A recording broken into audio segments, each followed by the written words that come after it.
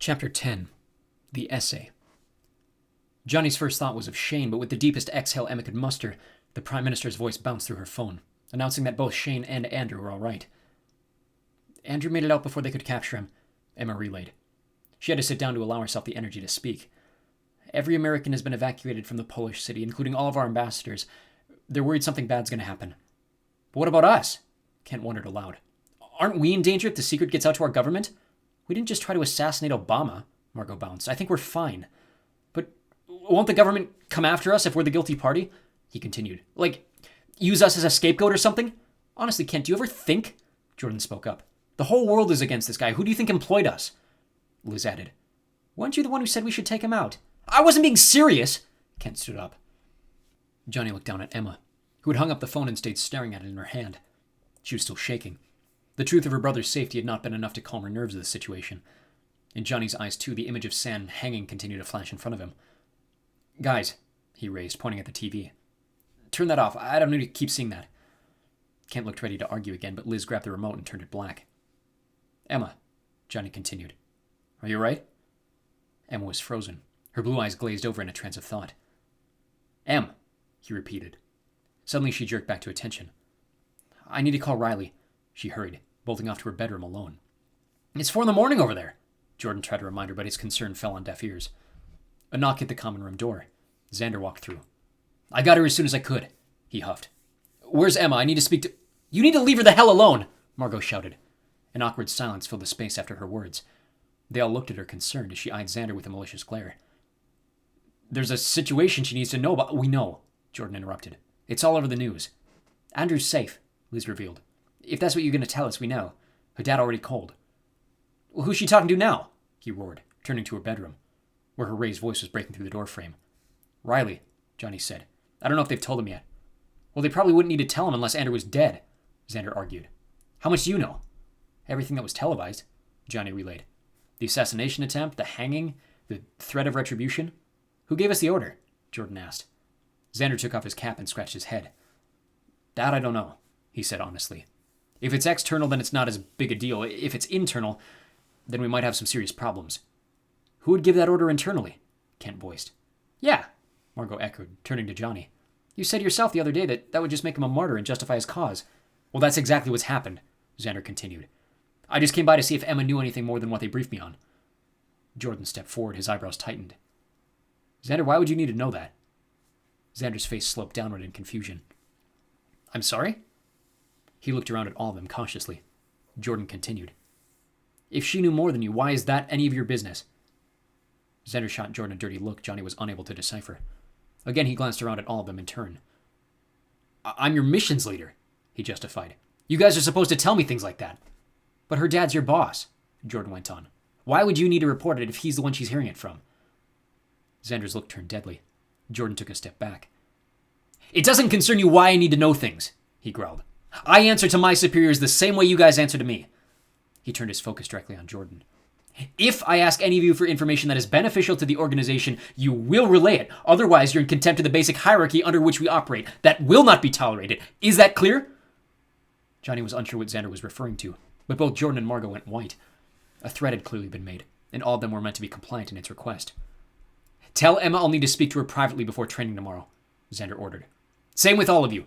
One-on-one with me as soon as you get to the training center. Is that clear? They all nodded.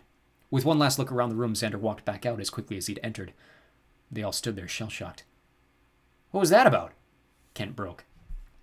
Margot shot an inquisitive look at Jordan before Jordan turned to Kent. I have no idea, he said passively. But somebody's hiding something. It was Liz that turned white, though Johnny attributed this to nerves. The tension in the room, even without Xander, was palpable. Emma's emergence from her bedroom did little to pacify it. Is he all right? Johnny asked. Emma looked up. Who, Riley? She lied. He didn't answer. Is Xander gone? She hardly slept that night. Emma was constantly rolling over trying to get comfortable, but Johnny was tempted to go back to his own room for the first time in weeks. She hadn't kissed him goodnight. They hadn't prayed together as had become routine. She simply rolled over and tried, and failed, to fall asleep on her own. The next day, they all waited for the afternoon training session, all clearly wanting to ask questions about Xander's one-on-one time, but all keeping silent. Whatever thoughts they had failed to formulate to words. It was the quietest day Johnny had experienced in a very long time. Lunch was unusually awkward. Kent continued his week-long self-exile from the rest of the group for reasons still unknown.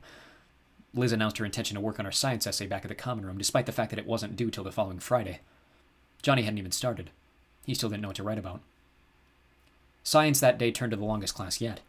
In his monotonous lecture, Kelster glossed over the assignment and process and instead turned their attention to the scientific nature of effects. He stressed the concept of complete chance, that there was no way to anticipate a person's eventual development of a radiation effect. There were no genetic links between a parent's abilities to their children's. There was no way to anticipate if a person would even gain an effect or if they would be one of the rare cases of a skipped generation. There was no way to enhance an effect or pacify it by way of surgery or medication, or even a way to prolong it into a person's late 20s or 30s. The more he talked, the more it became clear to Johnny that despite the decades of testing and research, despite killing his father in an attempt to make sense of it all, the IREA still knew virtually nothing about the effects, beyond the basic idea that pumping a human body full of radiation would either kill it or enhance its bloodline for eternity, no matter how minimal. The thoughts of his dad began to depress him even more than the class was. Maybe I should write about that, he thought. His attention perked when Kelster returned to the generalization of complete chance, and noted that the only constant link they had found in relation to effect development was what they called the ITI, or isolated trauma incident. In every single person who developed an effect, it was almost always directly related to a traumatic experience between the ages of 10 and 14. They were currently doing research on whether or not all skips lacked these experiences. Johnny was well aware of the ITI concept. His had been the seizure when he was 11. The difference in his memory before and after the incident improved that. Jordan's was the same event that cost him his eye. In losing his vision, he had gained a new way of seeing the world. Margot had never been sure of hers, and neither had Emma, but strangely, he'd always known her brother Riley's, partly because they joked about it all the time. When he was 12, he locked himself inside a closet during a game, and it took them 5 hours to find him. In that time, he had developed the ability to track time down to the millisecond. But it was Emma's lack of a definitive incident which was bothering Johnny now. What kind of event required you to learn how to throw things accurately? He'd been trying to piece together what he had seen since the stress test. There were things about Emma that stopped making sense when held under a lens, and the more he thought about her effect, the more he realized she was keeping something hidden from him. He'd hoped the relationship might soften her to telling him, but she didn't. Even shame seemed to realize that something was wrong. When he spoke to Johnny after the breakdown on the floor, he told Johnny to keep his eyes open but his mouth shut. So that's exactly what he had done since. He didn't like the idea of microanalyzing his girlfriend, but it was difficult not to. Even more difficult now he realized that they were spending so much time together. But every time he slipped into hypothesis mode, he reminded himself that the relationship was real. He really did like her the way he ought to. There was just more he wanted to know to make himself feel more at peace beside her. The end of the day bell rang, and they joined the herd toward the training center, each one of them remaining silent on their march. The day was bright, but the sky remained gray and cloudy, as though the light was coming from the earth itself. The wind was somehow getting worse. The air was freezing. Johnny knew it would likely snow soon. When they got there, Xander called Johnny first. They sat alone in the classroom part of their squad bay while the others waited back in the dressing room. He took a deep breath and unfolded his hands. "What are your thoughts on being team captain?" Xander started. Johnny was surprised by the question. "Sorry, sir," he cued. "What?" Xander shrugged his shoulders. "You're a natural leader. You take charge well," he listed. "Everyone in the squad seems to trust you. What are your thoughts on being my number 2? Johnny hesitated. "Sorry," he replied again.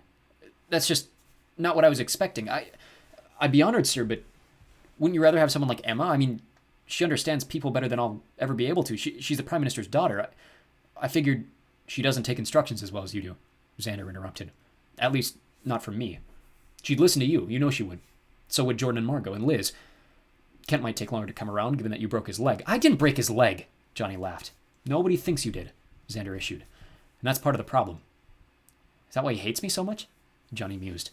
"Oh, I don't think he hates you," Xander continued. "And I have no idea why he has such a strong aversion to you, but that'll diminish in time. He does a decent job of following my instructions, though, which is why I think you and me would make a strong duo at the top." Johnny considered the offer. He'd always figured Emma was the obvious candidate. She was the center of everything their group did, just like Andrew was to his group. "Andrew?" Johnny's mind wandered. "Sir," he began, "this doesn't have anything to do with Poland, does it?" Xander stared inquisitively across the table, waiting for Johnny to continue. "I mean, you're not taking it away from her because her brother didn't get the job done or something, are you?" Xander scratched his beard. "Why would I do that?" Johnny looked cautiously back. "I don't know." He paused. He took a long look at Xander's face and tried to read the blank expression. "Pardon me for asking, sir, but yesterday it was like you were trying to find something. I don't know what specifically, but it felt like you wanted to find a way to pin the assassination on the Garens. Xander took a deep sigh, and his facade dropped. Where Johnny expected to see defensiveness and worry, there was only a kind of weariness. Johnny, he started. What grade are you in? Johnny opened his mouth slowly. 9th, he announced. Freshman year, sir. And next year you'll be a... He gestured, expecting Johnny to finish the line. A sophomore. Again, Xander took a deep breath. Do you know what the word sophomore means? Like the literal definition of it? No, sir. Xander's eyes locked straight forward. It means wise enough to know what you don't know. He relaxed, but continued. I learned that when I was about your age, but I never really understood what it was supposed to mean until now. Johnny swallowed awkwardly, then answered, Sir?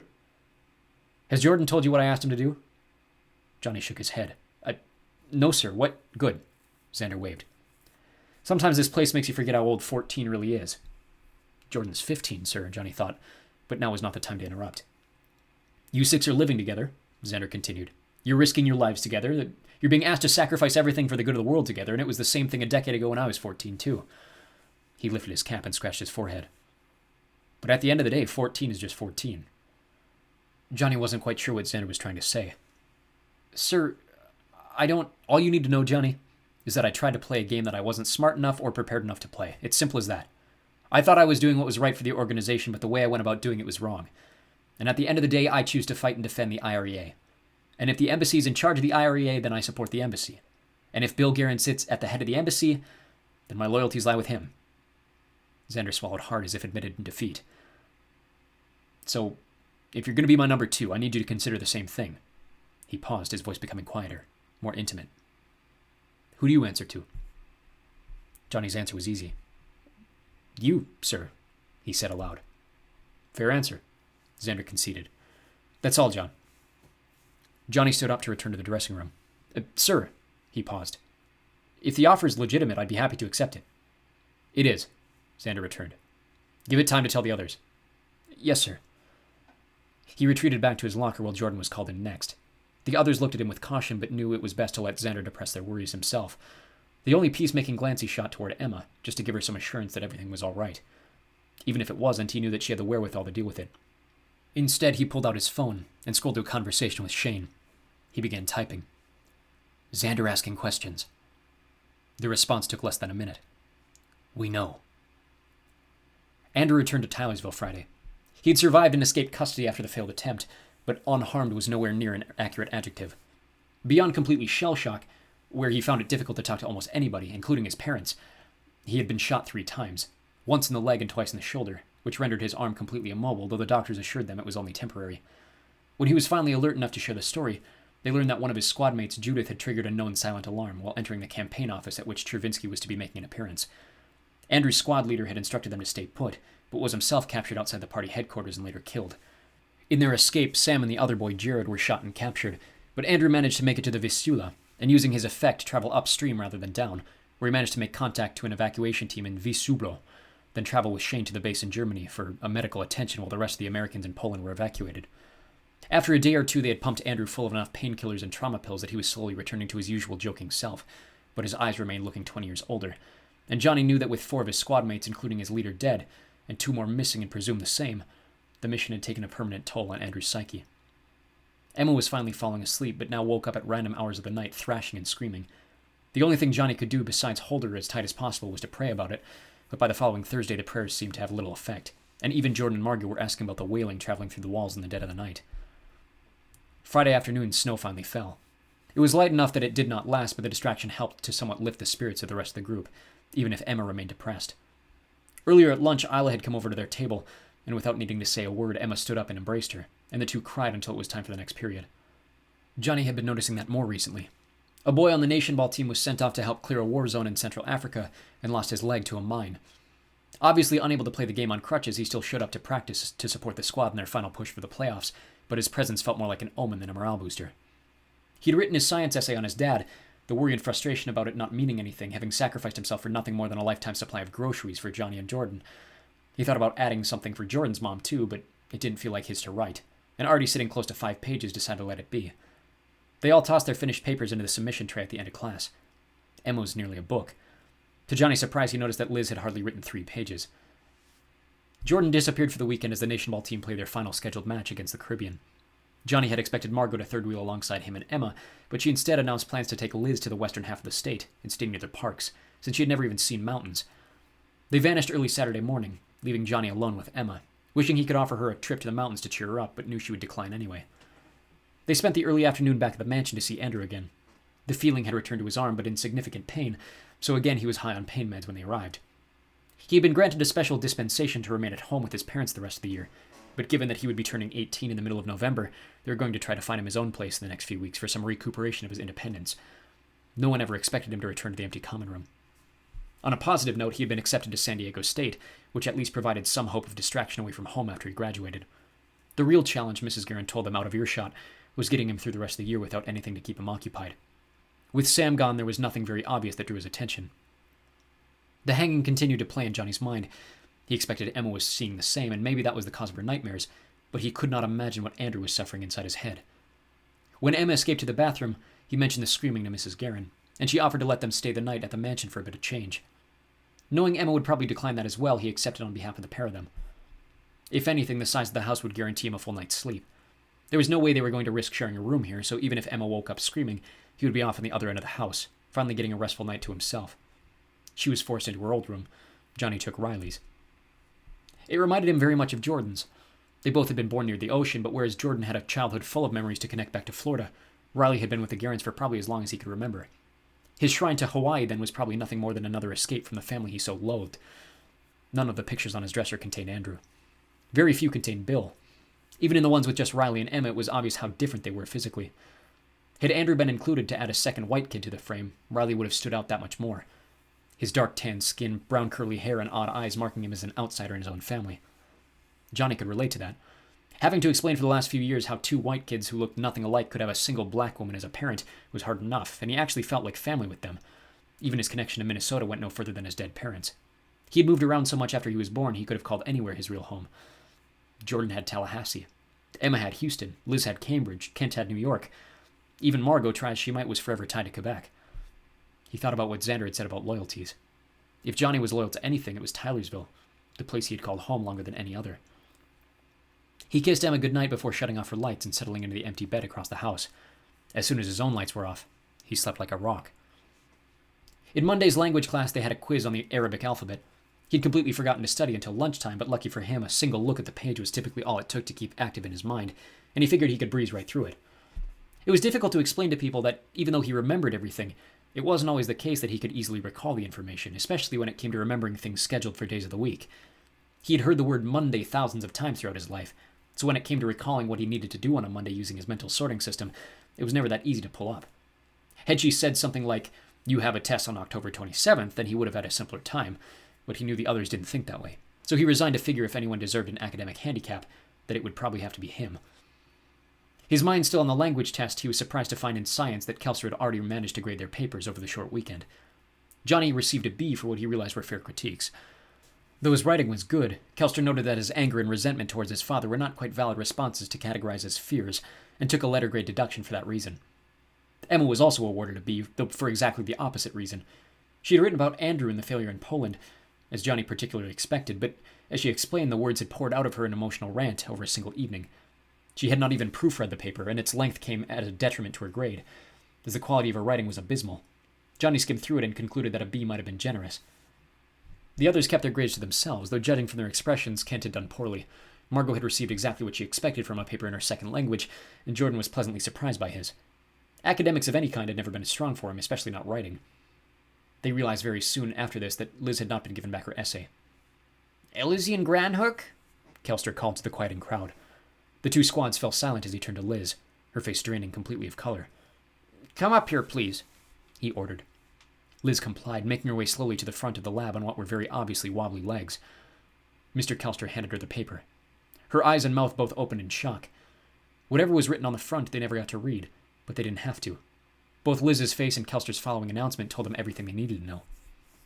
"I have been teaching for close to 25 years, he went on, and in the last decade and a half that I have issued this assignment, I've never had a 14-year-old student completely grasp the essence of what this assignment is meant to be about. He put his hand on her back and turned to face the room at large. This organization is built upon the crucial injustice of free will. We are all well aware of that.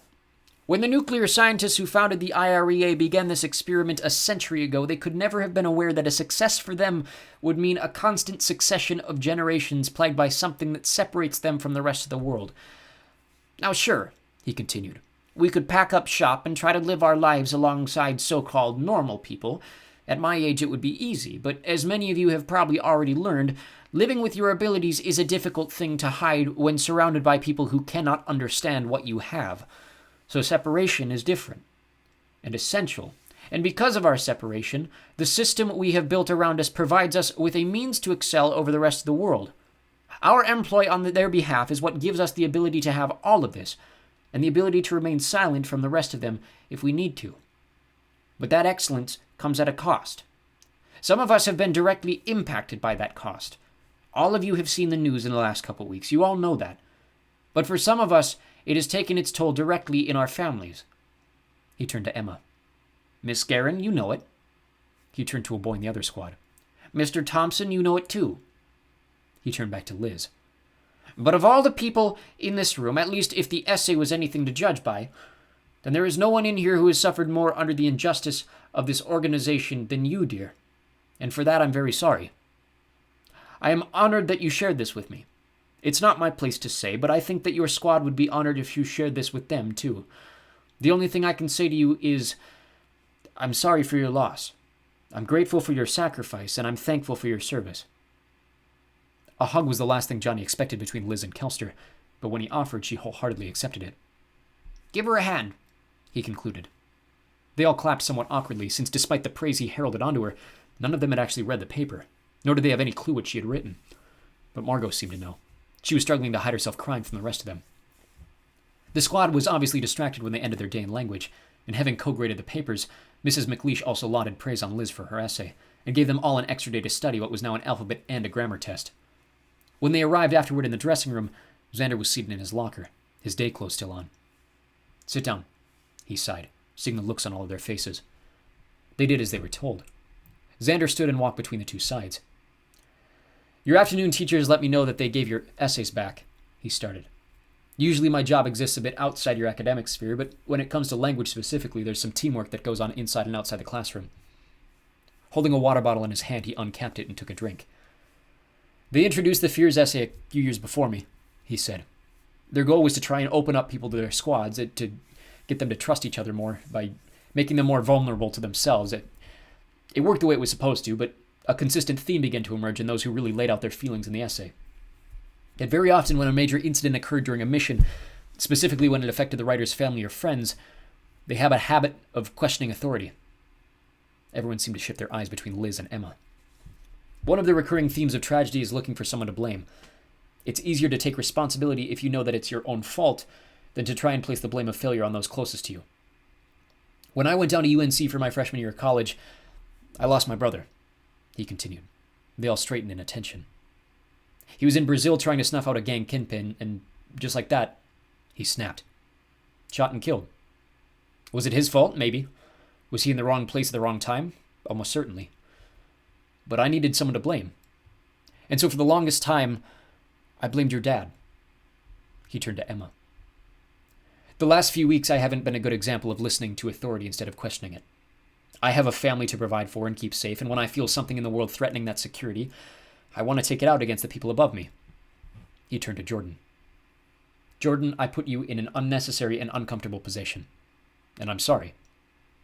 He turned back to Emma. Emma, I thought I had reason not to trust you or your family because of my own anger and insecurity. I was projecting something onto you that simply wasn't true. I thought you were hiding something from the rest of us, and we deserve to know it. And that was unfair to you. I'm sorry. Johnny looked between Xander and Emma, wondering if he too had come to the wrong conclusion. This group needs to operate like a family, he went on. We all have our secrets, but if those secrets make one person in this family mistrust another, then we need to figure that out ASAP. Your life could be in anyone else's hands, and I don't want any hesitation when it comes to rising to the challenge. He walked to Liz. Without hesitation, she opened her bag and handed him the essay. Johnny was close enough to see it now.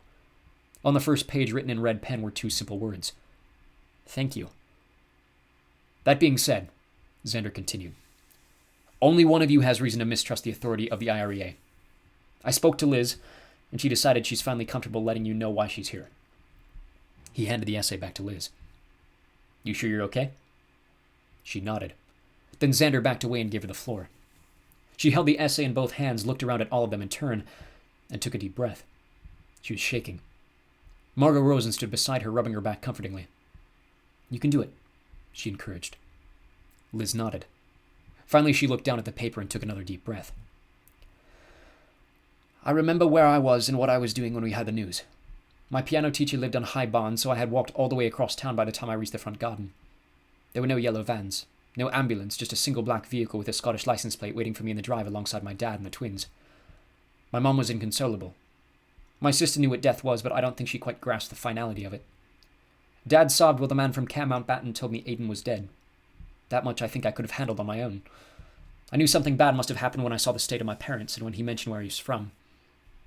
Just like that, my brother was gone, and I was an eldest child. That I could have handled. It were the two things to follow for which I was not prepared.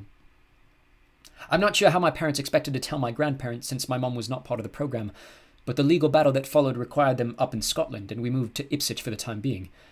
I think the legal battle convinced them not to ask too many questions. My grandparents are the only two Reds in East Anglia, and they probably thought this was a chance to talk down the Tories. I wish it was just that he died. I wish I never found out what had happened, but the reason for the legal battle was the reason we learned the truth.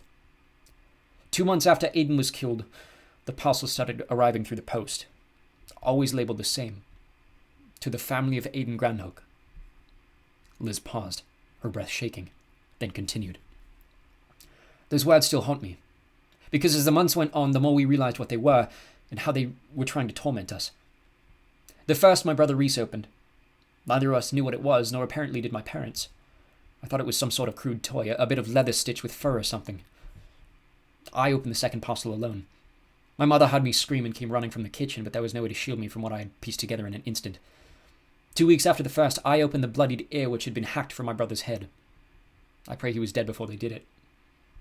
A third came with a tow the next Friday. By then my father had warned us not to open any mail, even letters addressed to ourselves individually, but he was already contacting the embassy in Scotland, and twice they ignored his calls. The eyeball was what sent him over the edge. We were sent to Ipswich in June, and my parents travelled up to Orkney to deal with it in person. The individual who shut down Dad's calls declined any meetings, so Dad forced his way to a meeting with the Deputy Prime Minister, and all hell broke loose. None of the other kids were allowed at the trial, but because I was next in line, my parents made me the exception. I needed to know what had happened, so the same thing wouldn't happen to me. I sat in the court and listened in detail as the sole survivor of my brother's last mission was forced under oath to reveal what had happened to lead to where we were. There had been a cargo ship off the coast of Eritrea, making its way from Singapore to Istanbul, which had been overtaken by pirates. The Aiden squad had been working on anti-piracy missions, so they were next on the list to try it out. It was their first mission, but the threat of the pirates was deemed tame enough to let a group of freshmen try their luck. He never revealed why he did it. I don't know if he even knows why, but as they left the coast of Jeddah, a second distress signal was picked up from a passenger vessel in the Red Sea. Maybe he thought it would get them home quicker if they stayed north of Yemen. But Aiden's missions leader changed their mission to rescue this new ship against orders. Pirates are pirates, after all. How different could one ship be? But the new ship wasn't a cargo liner. It was the yacht of a French industrialist, and the pirates who had taken over were terrorists, far more efficiently armed than the pirates they had trained for. As soon as they boarded, it was a slaughter. Aiden managed to survive the initial wave and take down 10 of the invaders, but as he was hiding in one of the staterooms, he was given up by one of the captured passengers and taken to the cell leader. They wanted their revenge for his success against them by taking it out on us, but Aiden would not budge, even after they tortured him mercilessly. They hung him over the side of the boat and let him drown half submerged in the waterline.